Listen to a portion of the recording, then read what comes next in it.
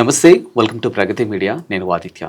Iran America మధ్య యుద్ధం మొదలై దాదాపుగా 79 రోజులు అవుతుంది. బట్ యుద్ధం మీద ఇంకా ఎలాంటి స్పష్టత రాలేదు.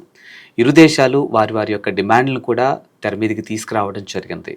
మరి యుద్ధం ఇంతటితో ఆగుతుందా, లేకపోతే ఇంకా ముందుకెళ్తుందా, అసలు ఏ దేశం కాంప్రమైజ్ అవుతుంది, ఎలా ఉండబోతుంది, ఇలాంటి ఎన్నో అంశాల గురించి తెలుసుకునే ప్రయత్నం చేద్దాం. ప్రస్తుతానికి మనతో పాటు స్టూడియోలో ఉన్నారు ప్రముఖ రాజకీయ విశ్లేషకులు శ్రీనివాస్ గారు మనతో ఉన్నారు. సార్తో మాట్లాడించే ప్రయత్నం చేద్దాం. నమస్తే సార్. నమస్కారం. యుద్ధం స్టార్ట్ అయ్యి 79 రోజులు అవుతుంది అమెరికా ఇరాన్ మధ్య. బట్ ఇరు దేశాలు ఎక్కడా కూడా కాంప్రమైజ్ అవ్వట్లేదు. మధ్యవర్తిత్వానికి వచ్చినటువంటి పాకిస్తాన్ విషయంలో కూడా వాళ్ళు కొన్ని ప్రతిపాదనలు పెట్టడం జరిగింది, వీళ్ళు కొన్ని ప్రతిపాదనలు పెట్టడం జరిగింది. సో అసలు ఎంటైర్ ఈ యుద్ధం ఎప్పుడు ఆగబోతుంది, ఎలా ఉండబోతుంది అంటే మీరు ఏం చెప్తారు అసలు? అంటే ఈ యుద్ధం మొదలై 79 రోజుల తర్వాత అమెరికా తన ఆధిపత్యం ఎలా కొనసాగించాలనే ధోరణిలో ఉంది. యుద్ధం మొదలైందే అమెరికా ఇజ్రాయెల్ కలిపి ఇరాన్ మీద దాడి చేశాయి. దానికి కొన్ని కారణాలు చెప్పారు. ఇప్పుడు యుద్ధం పరిస్థితి ఏంటంటే ఇరాన్ వాళ్ళు కొన్ని అంశాలని ముందుకు తీసుకొస్తున్నారు. యుద్ధం ముగియాలంటే ఇప్పటికి 2 సార్లు చర్చలు జరిగినాయి. 2 సార్లు చర్చలు విఫలమైనాయి. ఇప్పుడు చర్చల కొనసాగింపు ప్రత్యక్షం లేదు, పరోక్షంగా పాకిస్తాన్ ద్వారా చర్చలు చేస్తున్నారు. అందులో ఇరాన్ కొన్ని అంశాలు చెప్తుంది, అమెరికా కొన్ని అంశాలు చెప్తుంది. దాంట్లో ఇరాన్ అడుగుతుంది ఏంటంటే, ఈరోజు మా మీద మీరు అన్యాయమైన యుద్ధం ప్రారంభించారు, మా మీద ఆ రకంగా చేశారు. ఈ యుద్ధంలో మేము చాలా పెద్ద ఎత్తున నష్టపోయినాం. మా యుద్ధంలో ఎంతైతే నష్టం జరిగిందో దానికి పరిహారం చెల్లించాలని చెప్పి ఇరాన్ అడుగుతుంది. దానికి అమెరికా రెస్పాన్స్ ఏంటంటే, ఆ చర్చ మా దగ్గర తీసుకురావద్దు, ఆ ఎజెండా లేదు, దాన్ని మేము అంగీకరించమని చెప్పి వాళ్ళు చెప్తున్నారు. రెండోది అమెరికా ఏమంటుంది, మీ దగ్గర 400 కేజీల యురేనియం ఉంది, శుద్ధి చేసిన యురేనియం ఉంది, అది మాకు అమెరికాకు అప్పచెప్పండి. రెండోది మీ దగ్గర న్యూక్లియర్ ఆ శక్తి అది తయారు చేసే కేంద్రాలు ఏవైతే ఉన్నాయో అన్నిటిని క్లోజ్ చేయాలి, ఒక్కటి మాత్రం అలో చేస్తాం, అది మీరు న్యూక్లియర్ శక్తి చేసుకోవడం, మిగతా అన్ని క్లోజ్ చేయాలని చెప్తుంది. దీనికి ఇరాన్ ఏమాత్రం అంగీకరించే పరిస్థితి లేదు. ఎందుకంటే మేము న్యూక్లియర్ శక్తిని మా ఎనర్జీ అవసరాల కోసం వాడుకుంటాం తప్ప మేము న్యూక్లియర్ బాంబు తయారు చేసే ఆలోచన మాకు లేదు. కాబట్టి లేనప్పుడు మాదంతా మా శుద్ధి చేసిన యురేనియం మీకు ఎందుకు అప్పచెప్పాలి? రెండోది మేము న్యూక్లియర్ బాంబు తయారు చేస్తామని మా మీద అనవసరమైన ఎలిగేషన్స్ పెడుతున్నారు. ఇప్పటి వరకు ఇంటర్నేషనల్ ఎనర్జీ సంస్థ కూడా IAEA కూడా మమ్మల్ని ఏ రోజు కూడా మా దగ్గర న్యూక్లియర్ బాంబు తయారు చేయడానికి మేము ప్రయత్నం చేస్తున్నట్టు ఏ రోజు కూడా వాళ్ళు చెప్పలేదు. వీళ్ళు న్యూక్లియర్ ఎనర్జీ శాంతి అవసరాల కోసం వాడుతున్నా చెప్పింది. అయినప్పటికీ మా మీద ఈ షరతులు ఏంటి? అట్లా అంటే మరి మీ దగ్గర న్యూక్లియర్ బాంబులు లేవా? ఇజ్రాయెల్ దగ్గర న్యూక్లియర్ బాంబు లేవా? ప్రపంచంలో 7 దేశాల దగ్గర న్యూక్లియర్ బాంబులు ఉన్నాయి. ఎవరికి వర్తించింది మా మీద మేము చేయకపోయినా మమ్మల్ని ఎందుకు ఈ రకంగా చేస్తున్నారు? అందుకని దీన్ని అంగీకరించేది లేదు, మావన్నీ మూసేసే పరిస్థితి లేదని ఇరాన్ చెప్తుంది. తర్వాత ఇప్పుడు యుద్ధంలో వచ్చిన మరొక అంశం ఏంటంటే హార్మౌజ్ జలసంధికి సంబంధించింది. యుద్ధంలో ఇరాన్ ఇది మాకు సంబంధించిన అంతర్గత జలాల్లో ఉంది, హార్మౌజ్ జలసంధి మీద మాకు కంట్రోల్ కొనసాగుతుంది అని వీళ్ళు చెప్పారు. అమెరికా దానికి అంగీకరించట్లేదు. హార్మౌజ్ జలసంధి మీకు దాని మీద మీ కంట్రోల్ ఉండడం లేదని వాళ్ళు చెప్తున్నారు. ఈ రకమైన చర్చలు దీంట్లో జరుగుతున్నాయి. ప్రత్యేకంగా మొదటిది, మాకు ఇరాన్ మీద మీరు మళ్ళీ దాడులు చేస్తున్నారు, నిరంతరం దాడులు చేస్తున్నారు, కాబట్టి ఈ దాడులు ఇప్పుడే తక్షణం ఆపేయాలి. సీజ్ ఫైరే కాదు, శాంతి పర్మనెంట్ శాంతి కోసం రావాలి. మా మీద దాడులే కాదు, మీరు లెబనాన్ మీద కూడా, హెజ్బుల్లా మీద కూడా దాడులు చేస్తుంది ఇజ్రాయెల్. కాబట్టి ఇవన్నీ కంప్లీట్గా స్టాప్ కావాలి. తర్వాత మా ఆస్తులన్నీ, వివిధ దేశాలు ఉన్న ఆస్తులన్నీ మీరు సీజ్ చేశారు, అన్ని స్తంభింపజేశారు, మా ఆస్తుల్ని ఫ్రీ చేయండి, మా వదిలేయండి. ఇవి అడిగితే అమెరికా చెప్తుంది నో, మీ ఆస్తుల్ని అట్లానే ఉంటుంది, దాన్ని మేము ఫ్రీ ఇచ్చే పరిస్థితి లేదు. తర్వాత యుద్ధం ఆగాలంటే మేము చెప్పిన కండిషన్స్ అన్ని ఆగితేనే అవుతాయని చెప్పి అమెరికా చెప్తుంది. సో ఇది రెండు పక్షాల మధ్యలో ఏ రకమైన అంగీకారం వచ్చే పరిస్థితి మనకు కనిపించట్లేదు. అందుకని ఈ సమయంలో అమెరికా అధ్యక్షుడు డొనాల్డ్ ట్రంప్ చెప్తుంది ఏంటంటే, మీకు తక్కువ టైం ఉంది కాబట్టి ఇంకా మీరు ఆలస్యం చేస్తే ఏమైనా పరిణామాలు జరుగుతాయి అని ఒక బెదిరింపు పద్ధతిలో ఇప్పుడు ట్రంప్ చెప్తాను. కానీ ఈ విషయంలో ఇరాన్ కూడా క్లారిటీ ఉంది సార్. అంటే జరగాల్సిన నష్టం మాకు జరిగిపోయింది, ఇంకా దీనికి మించి మాకు నష్టం ఏం జరుగుతుంది, ఎంతకైనా మేము రెడీ అన్నట్టుగా కూడా వాళ్ళ వైఖరి కూడా కనిపిస్తుంది.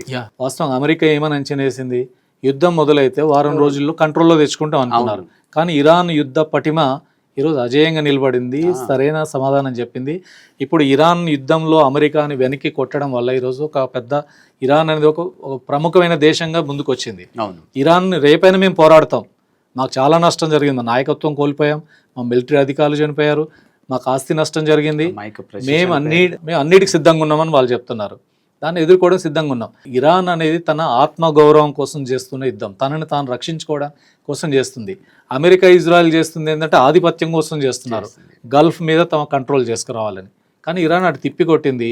అందుకని ఇరాన్ చెప్పేది, మీరు గల్ఫ్లో మీ అమెరికా స్థావరాలు, సైనిక స్థావరాలని ఖాళీ చేయండి, మీ యుద్ధ ప్రయత్నాలన్నీ ఆపేయండి, ఇంతటితో క్లోజ్ కావాలి, మళ్ళీ ఇట్లాంటి ఘర్షణలకు లేకుండా ఉండాలి, మా సార్వభౌమత్వాన్ని, వేరే కంట్రీ, మా కంట్రీని మమ్మల్ని గుర్తించండి, అంతేగాని మాకేం విలువ లేదన్నట్టు మీరు తీసేస్తే మాది 4000 సంవత్సరాల చరిత్ర నాగరికతకున్న దేశం. అమెరికా అంతా కొడితే 300-400 చరిత్ర ఉన్న దేశం మీది. మీరు వచ్చి మా మీద పెత్తనం చేస్తా అంటే ఇరాన్ దేశం అంతా యునైటెడ్గా ఈరోజు ఇరాన్ నాయకత్వాన్ని వెనకాల నిలబడింది. కానీ అమెరికా పక్షానున్న నాటో మిత్రులు వెళ్ళిపోయారు, యూరోపియన్ దేశాలు వెళ్ళిపోయాయి. అమెరికా దేశంలో కూడా అనేక మంది ట్రంప్ వ్యవహారాన్ని వ్యతిరేకిస్తున్నారు. ఇరాన్ మీద యుద్ధం ప్రకటించిన డే 1 నుంచి కూడా మీరు అన్నట్టు అమెరికా అధ్యక్షుడు డొనాల్డ్ ట్రంప్ వైపు చాలా మంది అగెనిస్ట్ గానే ఉన్నారు. ఆ దేశ ప్రజలు కూడా అగెనిస్ట్ గా ఉన్నారు ఆయనకి. అయినా కూడా ఆయన వైఖరి ఎందుకు మారేస్తారు ఈ రోజు కూడా? అంటే అమెరికా, ఇజ్రాయెల్ వాళ్ళ ప్లాన్స్ వేరు. వాళ్ళు ఇరాన్ అనే దేశం, గల్ఫ్లో ఉన్నటువంటి దేశాలలో ఇరాన్ ఒక్కటే మేము చెప్పిన కండిషన్స్ను, మా ఆదేశాలు పాటించట్లేదు.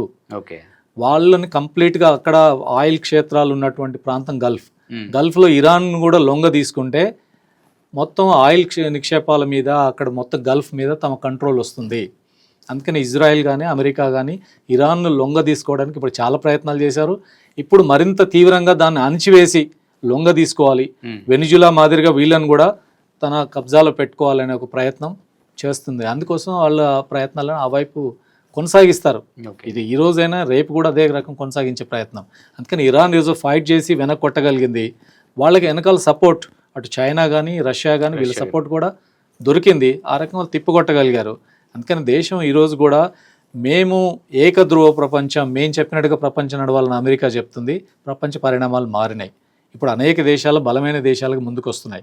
రష్యా వచ్చింది, చైనా వచ్చింది, ఇంకా కొన్ని దేశాలు కూడా ముందుకు వస్తున్నాయి. ఇప్పుడు ఇరాన్ కూడా ఒక బలమైన శక్తిగా ముందుకు వచ్చే పరిస్థితి యుద్ధం కారణంగా ఈరోజు ముందుకు వచ్చింది. కానీ యుద్ధం ఇంపాక్ట్ వల్ల అమెరికా తన పట్టును కోల్పోయే అవకాశం ఉందా సార్? డెఫినెట్గా ఇప్పటికే అమెరికా ఈ యుద్ధంలో 40 రోజుల యుద్ధంలో అమెరికా ఓడిపోయింది. అమెరికా అంగీకరించట్లే. ఎట్లాగైనా కింద పడ్డా తనదే పై చేయి, ఎట్లాగో బయటపడాలి, మేమే గెలిచామని చెప్పుకొని బయటపడడానికి ఏం చేయాలనే ప్రయత్నాల్లో అతను ఉన్నాడు. కానీ ప్రపంచం అందరికి అర్థమైంది, అమెరికా ఇంత శక్తివంతమైన దేశం ఇరాన్ లాంటి దేశానికి చేతిలో ఇంత నష్టాన్ని ఎదురు చూడాల్సి వచ్చింది. వాళ్ళకి ఆయుధాలు దెబ్బతిన్నాయి, అనేక రకాలుగా వీళ్ళు వెనక్కి వెళ్ళిపోవాల్సిన పరిస్థితి వచ్చింది. అందుకని అమెరికా ఈరోజు దెబ్బతిన్న పరిస్థితి నుంచి నేను విజయం సాధించాననే పేరు చెప్పుకొని బయటపడాలని ఒక ప్రయత్నం చేస్తున్నాడు. ఫైనల్గా అసలు రానున్న రోజుల్లో ఇది ఎలా వెళ్ళబోతుంది సార్ ముందు? అంటే ఇప్పుడు అమెరికా అధ్యక్షుడు డొనాల్డ్ ట్రంప్ ఇదే బెదిరింపుల పద్ధతులు కొనసాగిస్తున్నాడు. ఏదో రకంగా తన ఆధిపత్యం చెలాయించాలి, ఇరాన్ను లొంగ తీసుకోవాలనే ప్రయత్నం గట్టిగా చేస్తుంది. ఇరాన్ తనను తాను కాపాడుకోవాలనే ప్రయత్నం జరుగుతుంది. ఈ ఘర్షణ ఇప్పుడు ప్రపంచం అంతా కోరుకుంటుంది ఏంటంటే ఈ యుద్ధం కారణంగా ప్రపంచమే ఈరోజు సంక్షోభంలోకి వెళ్ళే పరిస్థితి. ఆర్థికంగా దెబ్బతింటున్నాయి, ఆయిల్ దొరకట్లేదు, గ్యాస్ దొరకట్లేదు, ఎరువులు దొరకట్లేదు. అన్ని దేశాలు చూస్తాం, మన దేశంలో కూడా దాని ఇంపాక్ట్ చాలా తీవ్రంగా ఉంది. ఆ యుద్ధం 2 దేశాల మీద ప్రభావం కాదు, మొత్తం ప్రపంచాన్నే ఈరోజు సంక్షోభంలోకి నెట్టేటువంటిది. కాబట్టి ఇది పరిష్కారం కావాలని ప్రపంచం అంతా కోరుకుంటుంది.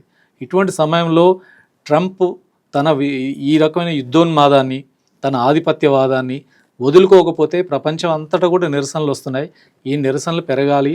అమెరికా అధ్యక్షుడు చేసేది తప్పు, ఇజ్రాయెల్ చేసే యుద్ధోన్మాదం తప్పు అనేది ప్రజల అభిప్రాయం రోజు రోజు బలపడుతుంది. అది జరిగి వాళ్ళు వెనక్కి తగ్గాల్సిందే. యుద్ధం మొదలు పెట్టారు, యుద్ధం ఆపాల్సింది మీదే.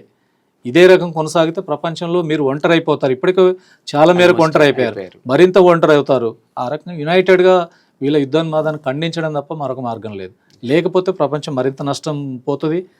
ఇప్పటి వరకు కరోనా వల్ల నష్టం జరిగింది ప్రపంచానికి. కోలుకుంటున్న దేశాలు ఈరోజు ఇరాన్ మీద జరిగిన వీళ్ళ దాడి కారణంగా అంతకంటే ఎక్కువ నష్టాన్ని చవి చూడాల్సి వస్తుంది.